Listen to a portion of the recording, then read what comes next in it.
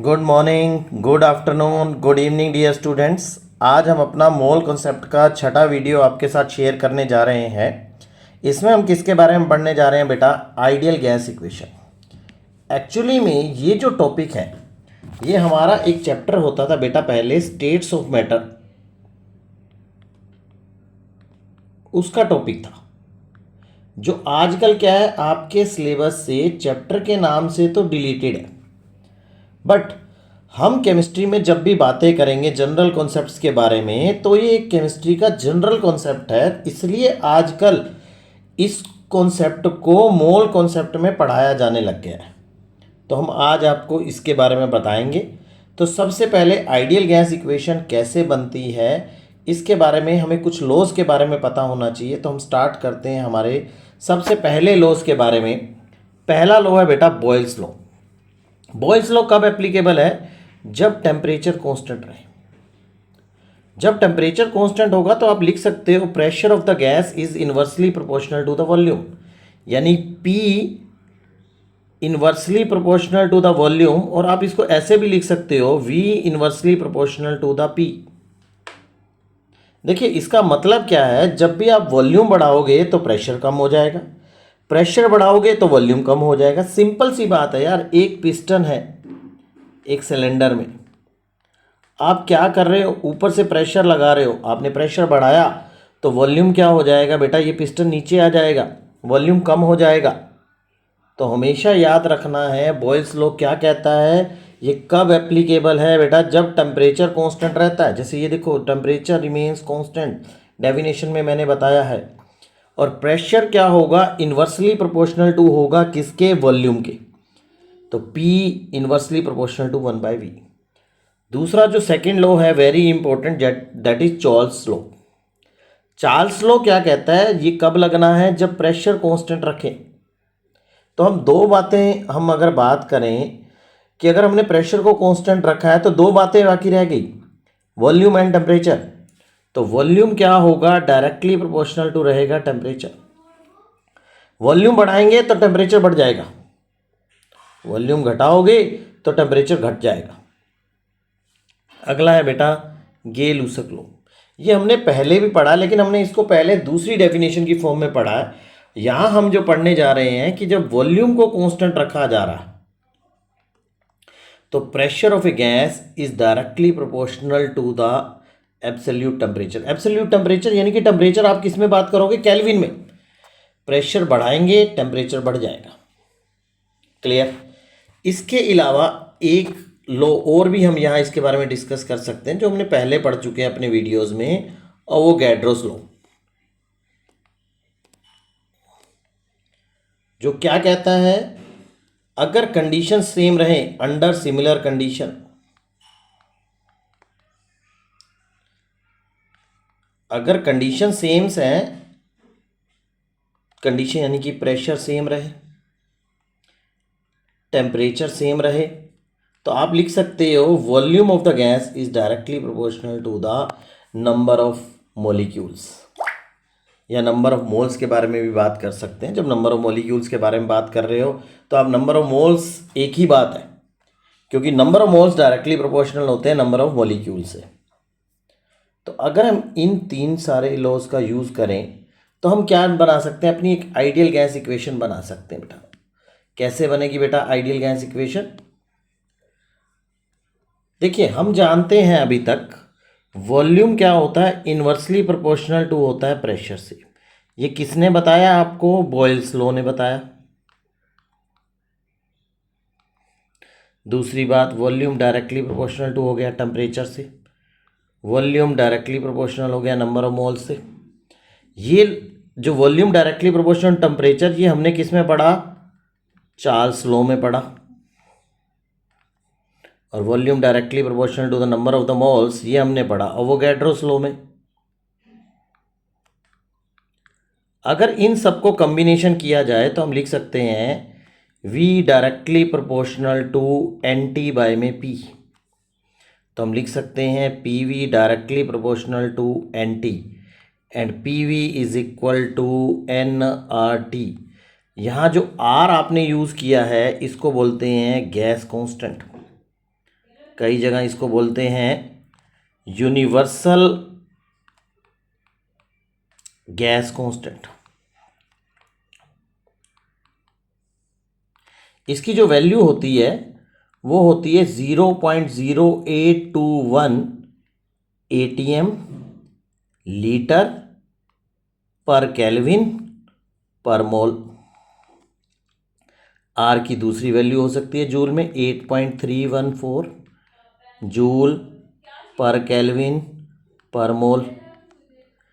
Are की value हो सकती है 0.083 बार लीटर पर केल्विन पर मोल। एक्चुअली आप क्या कर रहे हो, यूनिट्स को चेंज कर रहे हो और वैल्यूज़ क्या आ रही हैं, आर की डिफर आ रही है। तो ये जो इक्वेशन आपने यूज़ की है that is P V is equal to N R T, ये आपकी इक्वेशन क्या कहलाती है बेटा, आइडियल गैस इक्वेशन कहलाती है। अब हम इसका यूज़ करते हैं और कुछ क्वेश्चंस को सोल्व करते हैं। देखेंगे हमारा पहला क्वेश्चन कहता है oxygen is present in A 1 litre flask. तो यानी आप पहले अगर क्वेश्चन को पढ़ें तो आपको 1 लीटर कहने का मतलब ये वॉल्यूम दे दिया गया, ये 1 लीटर हो गया। इसके बाद आपके पास क्वेश्चन में क्या गिवन है, आपके पास अगर हम देखें तो आपके पास गिवन है प्रेशर। प्रेशर दे दिया गया 7.6 into 10⁻⁻10 mm of Hg। Calculate the number of the molecules, आपने नंबर ऑफ मोलिक्यूल्स निकालना है। देखो नंबर ऑफ मोलिक्यूल्स आप कैसे निकाल सकते हो, जब आप क्या निकाल लो, नंबर ऑफ मोल्स निकाल लें। टेम्परेचर आपको दे दिया गया 0 डिग्री सेल्सियस, तो आप इसको चेंज कर दो 0 + 273 दैट इज 273 केल्विन। अब हम जानते हैं हमारे पास फार्मूला होता है P V is equal to N R T. तो मैं यहाँ नंबर ऑफ मोल्स कैसे निकाल सकता हूँ, n is equal to P V by R T. अब यहाँ r का यूनिट क्या लेंगे बेटा, r का यूनिट आप ले लो 0.0821 ATM लीटर पर केल्विन पर मोल। अब आप जब ये वैल्यू ले रहे हो तो आपको जो प्रेशर है वो ATM में बनाना पड़ेगा। मैं जानता हूं 1 ATM is equal to 760 mm of Hg। तो इसका मतलब 7.6 इंटू 10⁻⁻10 mm ऑफ Hg कितने ATM के बराबर होगा बेटा, 7.6 divided by 10 to divide into में 10⁻⁻10 डिवाइडेड बाई में 760। तो ये आ जाएगा बेटा 10⁻⁻12 ATM। क्लियर, ये कन्वर्जन है बेटा 1 ATM। तो हम कर सकते हैं बेटा कि 7.6 इंटू 10⁻⁻10 ये किसके बराबर हो गया mm, ये 10⁻⁻12 ATM के बराबर हो गया। अब वैल्यू को भर दीजिए, n is equal to pressure को भर दीजिए 10⁻⁻12, वॉल्यूम भर दीजिए 1, 0.0821, टेम्परेचर भर दीजिए 273। अगर आप इसको सोल्व करोगे तो ये आपकी वैल्यू आ जाएगी, आपने क्या किया 1 को डिवाइड कर दीजिए 0.0821 से एंड देन इसको डिवाइड कर दीजिए 273 से, आपकी वैल्यू आ जाएगी बेटा 0.044 इंटू 10⁻⁻12। ये नंबर ऑफ मोल्स आ गए। हम जानते हैं नंबर ऑफ मोल्स निकलने के बाद हम जानते हैं number of molecules divide by में 6.022 10⁻23 इज इक्वल टू 0.044 10⁻⁻12। अब नंबर ऑफ मॉलिक्यूल्स कितने आ गए,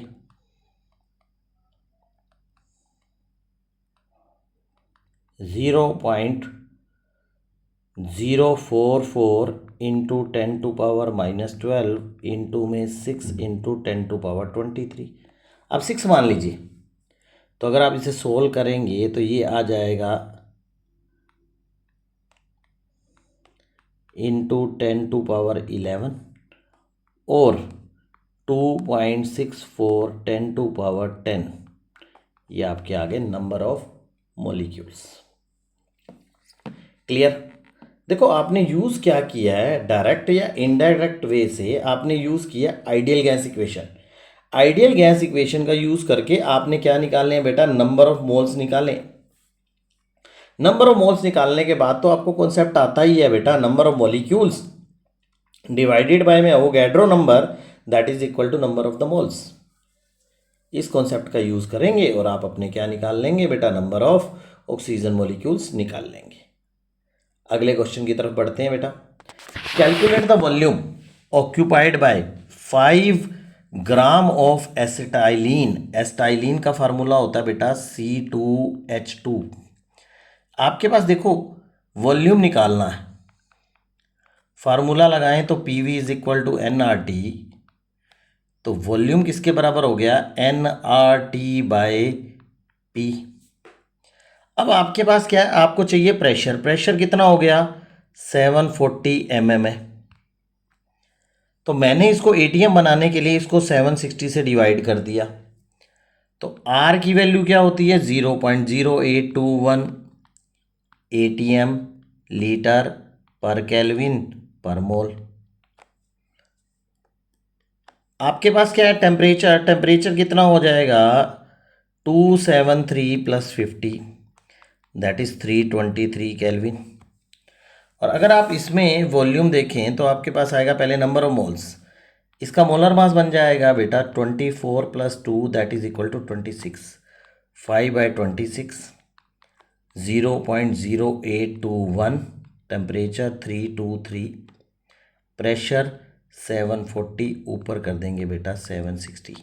अगर आप इसको सोल्व करें, 5 × 0.0821 × 323 × 760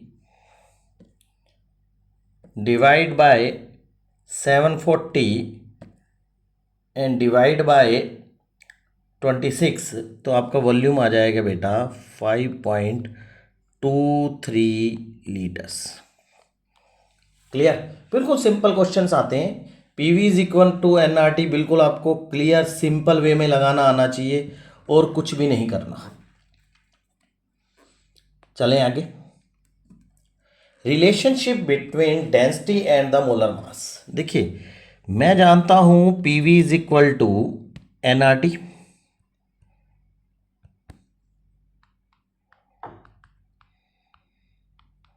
मैं जानता हूं PV is equal to number of moles होते हैं मास अपॉन में मोलर मास RT।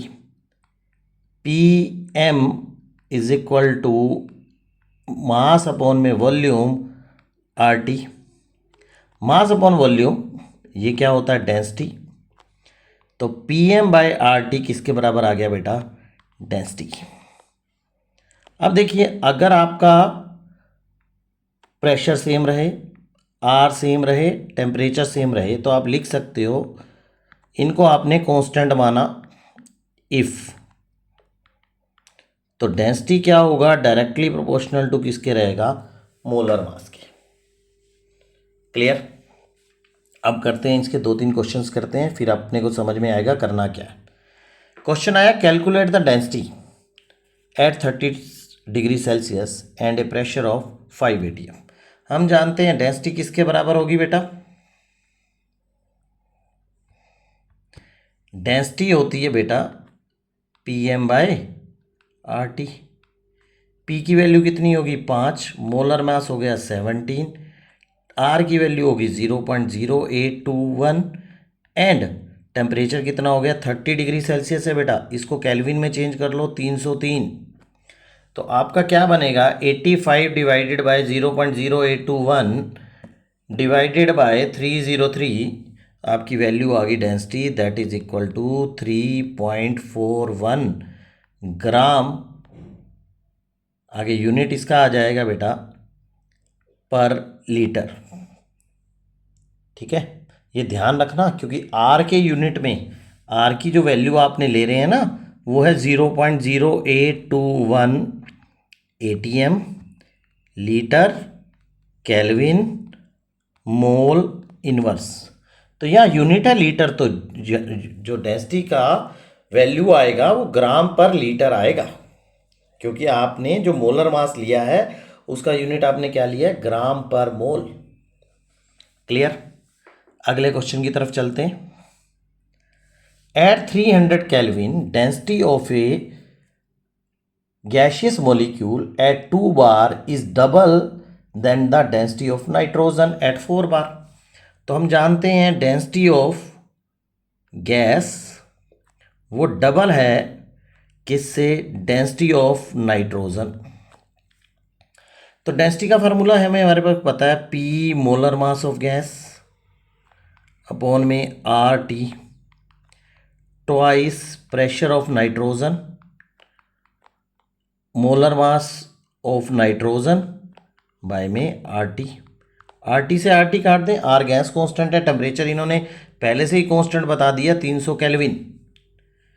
तो प्रेशर हमने पहले गैस का लिया 2 बार, मोलर मास ऑफ गैस आपको निकालना है 2 into pressure of nitrogen 4 bar, molar mass nitrogen का होता है 28 N2 है, 2 से 2 कट गया, मोलर मास ऑफ गैस कितनी आ गई बेटा, 112 ग्राम पर मोल।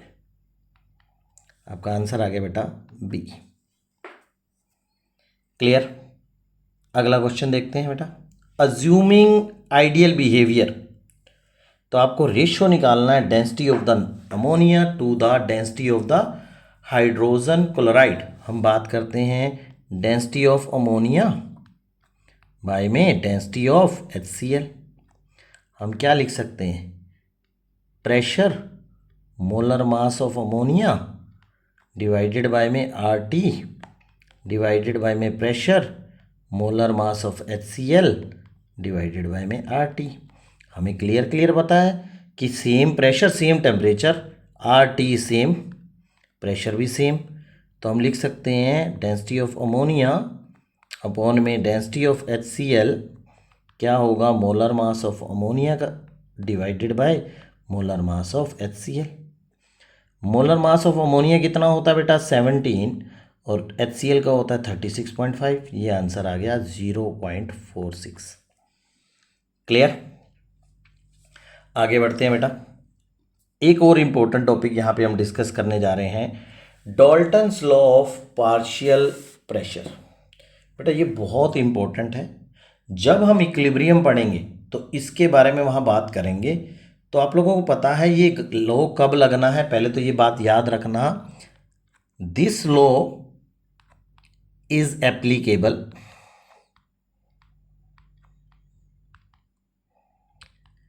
if gases do not combine chemically। Gases chemically combine नहीं करनी चाहिए मिक्सचर में। लेट्स सपोज ये एक कंटेनर है इरेगुलर सा, इसमें गैसेस हैं ABCD। तो ये गैसेस पहली बात तो याद रखनी है, ये केमिकल कंबाइन नहीं करनी चाहिए। जैसे आप इस मिक्सचर में हाइड्रोजन और ऑक्सीजन नहीं ले सकते, क्योंकि वो केमिकल कंबाइन करके क्या बनाती हैं, वाटर बनाती हैं। नाइट्रोजन और हाइड्रोजन नहीं ले सकते, क्योंकि वो केमिकल कंबाइन होकर क्या बनाती है बेटा, अमोनिया। तो ये गैसेस कभी भी कंबाइन नहीं करनी चाहिए, तभी ये लो लगेगा। तो कहता है pressure of mixture in gases का जो मिक्सचर होगा is equal to sum of pressure of each component. मान लो अगर हमने पी टोटल निकालना हो तो हम पी टोटल किसके बराबर लिखेंगे, pressure of A plus pressure of B plus pressure of C plus pressure of D. Clear. अब ये टोटल प्रेशर जो आएगा वो इन सारी गैसेस का जो प्रेशर होगा उन सबको ऐड कर देंगे। क्लियर। एक्चुअल में जो हम बात करें, डाल्टन्स लॉ खाली इतनी इंफॉर्मेशन नहीं देता। एक्चुअली ये टोटल प्रेशर और partial pressure of A component का रिलेशनशिप देता है। कैसे? मान लो मैं कहता हूं पीए और मैं आइडियल गैस लिखवाता हूं, तो पीए बाय वीए किसके बराबर होगा? NaRT। पी टोटल किसके बराबर होगा? V total N total RT। अगर मैं एक दूसरे को डिवाइड करता हूं तो हम जानते हैं VA किसके बराबर होगा? VT के, क्योंकि VA वॉल्यूम ऑफ गैस किसके बराबर होता है? Volume of the container in which it is taken. तो जहां देखिए गैस के जो पार्टिकल्स होंगे वो सब जगह जाके फैल जाते हैं, तो जब वो सब जगह फैल जाते हैं तो जो वॉल्यूम होगा VA वो V टोटल होगा, दोनों इक्वल हो जाएंगे। R इक्वल R के टी से काट दो तो बन जाएगा PA बाय में P टोटल, क्या आ जाएगा? Number of moles of A upon में number of moles of total. ये टर्म एक चीज के इक्वल होती है जिसको बोलते हैं काईए। काईए क्या होता है? Mole fraction. तो हम बात कर सकते हैं PA किसके बराबर आ गया? काईए इंटू में P टोटल। ये सबसे इंपॉर्टेंट चीज ही है जो किसने दी थी? Dalton's law of partial pressure ने दी थी। क्लियर? यही चीज आपको याद रखनी है। यानी कि किसी भी कंपोनेंट का अगर आपने प्रेशर निकालना है तो वो किसके बराबर होगा? Mole fraction of that component to the total pressure, multiply कर देंगे टोटल प्रेशर से। तो इसके रिलेट में मैं आपको एक क्वेश्चन कराने जा रहा हूं, देखिएगा ध्यान से। A mixture of 1 mole of each gas, hydrogen के कितने मोल्स हो गए बेटा? 1, हीलियम के 1, ऑक्सीजन के 1। इसको आपने एक सिलेंडर में रखा, उसका वॉल्यूम V था। पार्शियल प्रेशर ऑफ हाइड्रोजन कितना है बेटा? 2 atm है। तो अगर मैं बात करता हूं पार्शियल प्रेशर ऑफ हाइड्रोजन, ये किसके बराबर होगा? Mole fraction of hydrogen into में P टोटल होगा या नहीं होगा? इसकी वैल्यू मुझे दे रखी है 2। अगर मैं कह रहा हूं काई ऑफ H2 निकाल लूं तो मुझे P टोटल निकालना है। काई ऑफ H2 क्या होगा? Number of moles of H2 upon में number of moles total. H2 के मोल्स हो गए 1, टोटल हो गए 3। तो काई ऑफ H2 किसके बराबर आ गया बेटा? 1/3। 2 इज इक्वल टू 1/3 इंटू में P टोटल। तो P टोटल की वैल्यू कितनी आ गई बेटा? 6। ये देखो आपका आंसर हो गया B। क्लियर? यहाँ हम अपने टॉपिक को एंड कर रहे हैं। नेक्स्ट वीडियो में मिलेंगे, तब तक के लिए थैंक यू, बाय, टाटा।